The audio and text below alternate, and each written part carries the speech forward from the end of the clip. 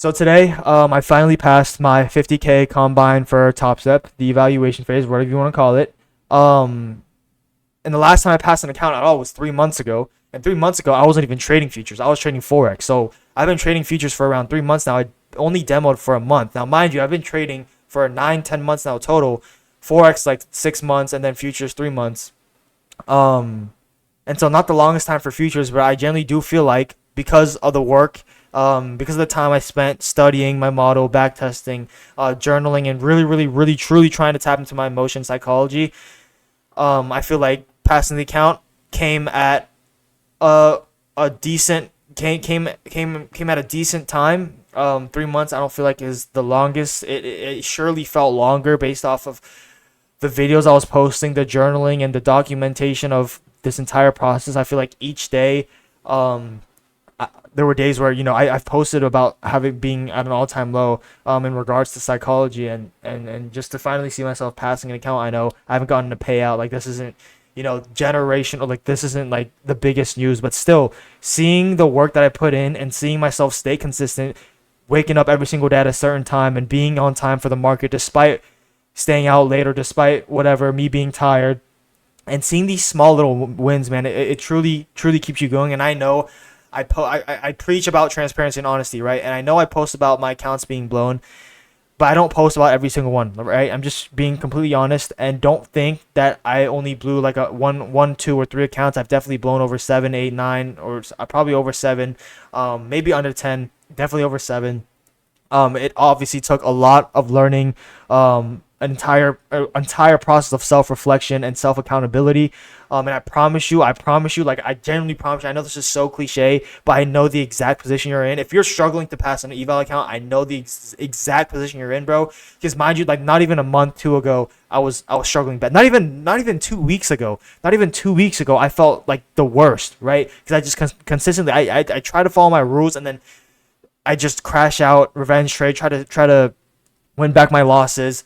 Like that wasn't even 2 weeks ago. And I'll let you guys, and I'll get into what I kind of changed. I feel like this one thing truly did help me pass the account. And honestly, like it's something that you have to learn to do. But yeah, I'll get into that later. But yeah, just for the proof, certificate here, 50K in the name of my full name is Alexander. On this day, May 9th, 2025, has successfully passed training combine. Of course, great news. Like super, super proud of myself. But obviously, like I said, job's not finished. I've been here before, and the last time I was funded, I blew it in like a day. So hopefully that doesn't happen here. Hopefully I take this more seriously, and I recognize, and I'm able to acknowledge the opportunity that I have here and actually take it seriously. Once I activate the account. But yeah, so that's my certificate. Looks really, really nice. First futures eval account that I've ever passed. Took 3 months, or well, 3 months of learning. It took me 6 days to pass the eval. I'm pretty sure. Yeah, it took me 6 days for this account. Like I said, I've blown multiple accounts. Don't ever think somebody, pops right into futures and immediately passes multiple evals just because they don't show their losses. I promise you, it took me multiple weeks, multiple days, nights of studying, sacrifice, just to pass an eval, okay, and just to get through the learning process and learning curve. And I'm sure I have so much more to go. But these little small wins and victories just keep me going. It's just a little bit of extra fuel, to just keep going, even though you may have those have those slumps at certain times. So yeah, and one thing that really bummed me out is I really, really, really, really wanted to go over the trade recap of what the trade that I took in order to pass the account on TopStep. But I took the trade obviously earlier in the morning at 6:27 p.m. I logged out of TradingView, and once they passed my account to be eligible for funding, now obviously I don't have an eval account anymore, and I can't log back in and see the trade that I took because I technically don't have any active accounts. So I can't see on TopStep directly. I can't show you guys directly the trade I took. So I kind of marked it out on TradingView, the two trades that I took today. It was a loss and a win. I'm gonna do my best to remember all the confluences and as to why I took the trades and how I won it. But I'm so sorry. Like I wish I could have showed you guys like directly the trades that I took today in order to pass the account. But yeah, I'm just as bummed out as you guys. But yeah, hopefully I'll do my best. But to recap the trade. So coming into today's bias, I was initially bear. Yes, I was bearish today. The reason why I was bearish was because obviously this week we took out a higher time frame point of liquidity. We took out a previous week high, right? We took out a previous week high. Obviously very high, high attraction, strong point in liquidity. And we took that out yesterday. And then we also, guess what? We rejected off of a daily bearish fair value gap. And we didn't close over that yesterday, so we're reacting off of that. And we respected that yesterday, and so now I'm going to assume that today, because we're respecting that daily fair value gap, and we just had a higher time frame external buy side liquidity sweep, we're going to look for internal sell side liquidity, and so because of that, I'm mainly bearish. Now the 4 hour didn't give us a lot during pre-market. We were honestly chopping a lot during pre-market, but so I just had a loose bias of being bearish. Now I know that it took 2 bullish trades. The reason why was because yes, I was bearish, but I still wanted to see some internal buy side being taken out before we could head down to take more sell side. So I wanted London highs to be taken out. That was the main thing. This little wick. I don't know if this was. I don't think this was news. I mean, we had several several members speak today. I don't know. I mean, this was at our 7:20. I don't know. I don't really know what happened here. I wasn't on the market, right? This was 7 a.m. Eastern. Yeah, I wasn't on my computer yet.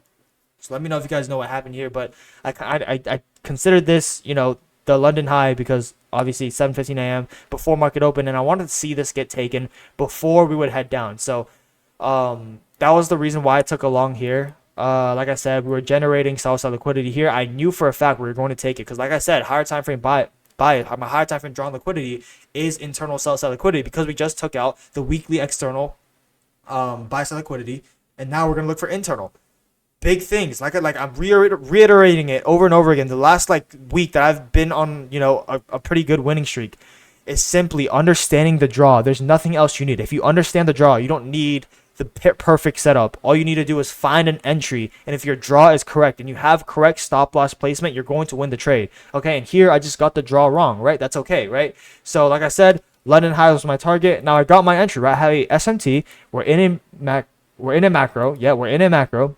And we have our 1 minute unicorn model. That's my textbook entry. So we have a low, a high, lower low, higher high. So this becomes our breaker block here. We also get our fair value gap right here, and this is where I enter. Now, not the best RR, but I want to have my stop loss at these lows. Not that it mattered. We still lost the trade, so we immediately tap into that fair value gap after respecting that bearish breaker block, delivering a change in the state on the 1 minute.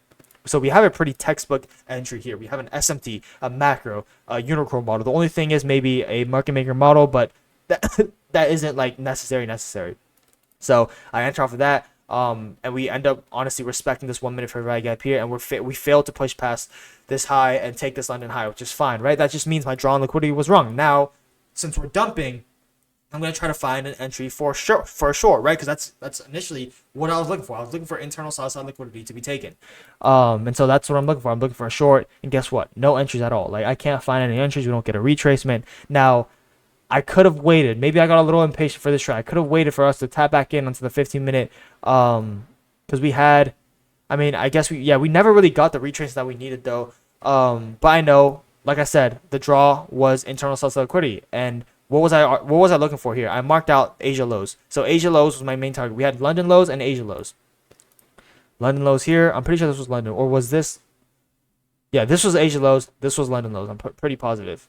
Yeah, that was London lows. So my two targets were London lows and Asia lows for us to grab internal sell side liquidity. If we were to dump even lower, that's fine. But previous session lows, previous session highs, whatever case that may be, those are pretty strong points of liquidity, and there's a high chance that we sweep it and we reverse in the other direction, right? So I actually took this trade on the 5-second, which I can't show you guys on TradingView because I don't have the premium plan yet. But honestly, this was, again, like I said, I'm re-emphasizing this a bunch.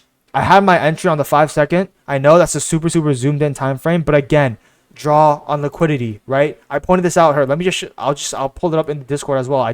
I said this earlier today in the morning. Before coming in, I said looks a little choppy to figure out a clear bias for me personally, but I'm leaning bearish. We just took out previous weekly high, external buy side liquidity yesterday. Ended up respecting the daily bearish gap. Maybe take the 7:26 a.m. high, which is that London high that I was guessing that we take, then sell off, right? So, like I said, I was expecting for us to sell off into the London and Asia lows. And that's exactly what we did. Now my draw is taken, and we just took 2 points of two high or powerful points of liquidity, an Asia session low and a London session low. And what do we do on the 15-minute? We're rejecting, right? We're not closing below this candle. We're not closing below the Asia low candle. We're sweeping it. This is essentially a turtle sweep that we get. So knowing that, I zoom into the 5 second, which I can't do on TradingView, and I find an entry. I get an entry, and this is essentially the trade that eats up this loss and actually allows me to pass the trade as well. So if you guys have been watching the last few videos, draw on liquidity, right? I don't have the perfect A plus setup, but as long as my draw on liquidity is right, then my trade is right, and I'll win the trade. When it's wrong, it's wrong. But even when I'm wrong, watch how I learn, right? I learn. Yes, like my draw on liquidity here was wrong. Now I know that the draw on liquidity is lower. Okay, it takes the lower draw on liquidity. Now I know it has to take internal buy side, because I'm sorry. Now I know that it has to take internal buy side, because it just took out what? External sell side. Price moves from external liquidity to internal liquidity to external liquidity. It's pretty straightforward once you understand how price is going to move. And as long as you have the draw correct, like I said, setup doesn't really, or setup obviously it matters, but you don't need to be super stingy. And wait for those A plus setups. And if you take the loss, you take the loss. If the draw is wrong, the draw is wrong. So yeah, that was the 2 trades that I took today to pass the account. And now the one thing that I genuinely think has helped me, like, because I promise you guys, if you go look back into my videos right now, go look back, scroll back a week, 2 weeks. Maybe I didn't show it a bunch on YouTube, but the past 2-3 weeks, I told my Discord, honestly, was the worst thing. That was the past 3 weeks was when I blew the most accounts. I was trading on the smallest time. I was taking like 20 trades a day. I was revenge trading. I was trading outside of my hours. Like, it was really, really bad, right?